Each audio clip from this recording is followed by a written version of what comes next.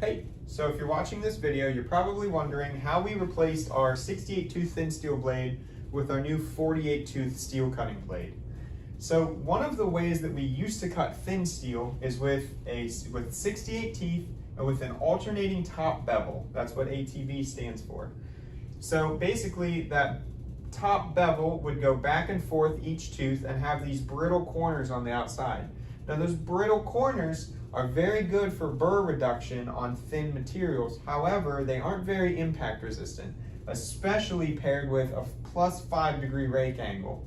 If you start to go through anything a little bit thicker or catch your workpiece the wrong way, you can very easily break those corners off, and now you're going to start to get a burr when you're cutting thin steel. So what we decided to do was go with fewer teeth with a triple chip design.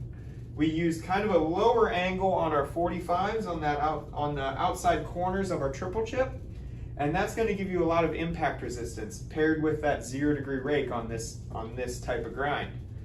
And then if we can protect these teeth, you can put less load on the outside corners of your chisel tooth, and that will do your burr reduction, much like our thin steel blade used to do. However, this is far more impact resistant than that was.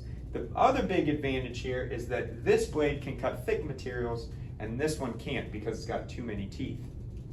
So we're going to go down to the cut lab and show you guys for ourselves. Hey, so here we have roughly a 3-foot piece of 24 gauge roofing. We're going to be using our old 68 tooth thin steel blade on our 7-inch saw. Go ahead and make a cut for us, Justin.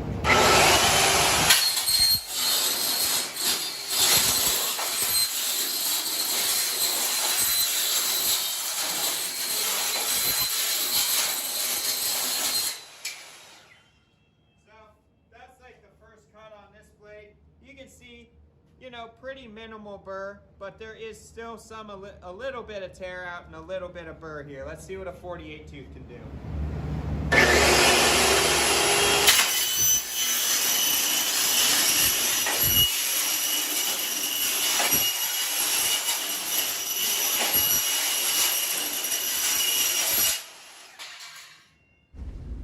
So you can see from our demonstration, our 48 tooth blade has less burr and the same speed of cut.